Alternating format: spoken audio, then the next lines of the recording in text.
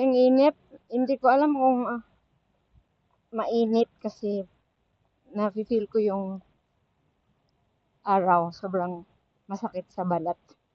Tapos mainit kasi pinagpapawisan ako. So, mas gusto kong mainiton. Hindi ko alam eh. Paano ba? Ang init sobra. Grabe. Pero medyo makulimlim. Pero para ang pangit talaga ng weather dito sa SG. Kasi pag umulan man siya, uulan talaga yan ng malakas. Uulan siya ng malakas. Pero manggal na yung 30 minutes.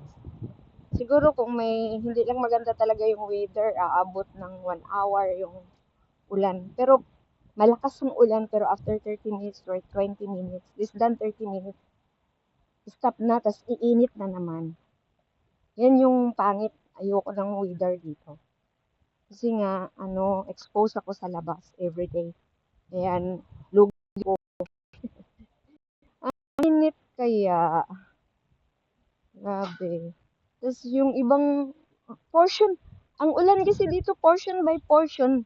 Ginagawa nilang portion by portion sa kabilang doon sa east. Tapos after east, doon naman sa west. Tapos, ay, alam mo yun, parang iba-iba yung kainit. Sobra.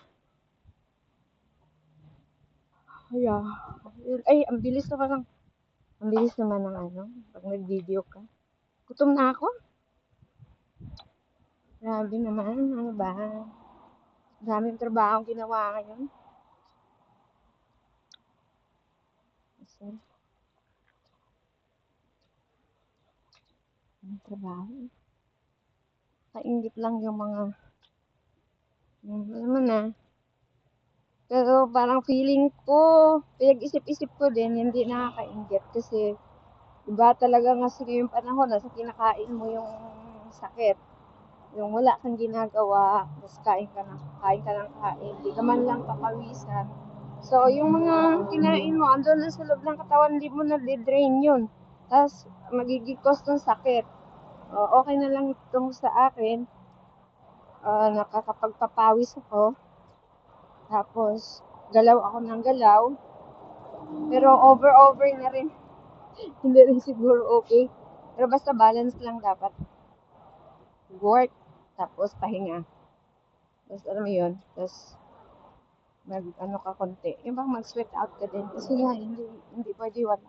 Tapos naka-aircon lang kasi sila. Yung mga amo ko laging, walang patayan ng aircon, 24/7. Ako lang ayong mag-aircon. Yung ko, ilan ang aircon sa 1, 2? Ay, napakaraming aircon, 2 room. 7 room pito yung aircon, 7 din yung ceiling fan. Ay, 2 sa baba, sa living room, sa second floor, 2, third floor, ay, 7 nga ang aircon, 7 din yung ceiling fan. Tapos, ang 3 na naka-on na aircon, walang patayan, hindi na napapatay. Tapos, sabihan nila ako, you can on your AC also inside your room. Kasi ayoko kasi yung mga aircon dyan sa sala na napakalakas. Pumapasok na dyan sa lalim. Sa pinto pa lang, yung pinaka-button, bottom doon sa pinto, may maliit na gap. Papasok doon yung lamig. 2 yun, bumubuga. Harap sa pinto ko yung isa sa ibabaw ng pinto ko yung isang aircon. Di bonggang-bongga si Inday, tas ang ceiling fan ko doon sa akin. Wala yun patay, umuwi ako sa Pinas 1 month. 1 month din yung, wala sa patayan nga, walang patayan. Nilinis ko ngayon yung, kaya pala dami kong ginawa. Kasi nilinis ko ngayon ang 7 ceiling fan. Pero, nilinis ko kasi feeling ko madumi. Tapos nung nilinis ko, ay wala naman. Feeling ko lang. Gutom na ako guys. Babay na. Napakainit ang kita. Ayan. Ewan ako. Laki ang t-shirt. Tapos nakakover yung braso. Kasi sobrang kung hindi ko yung ginawa, ay wala. Uling na yan. Itim na itim. Yeah.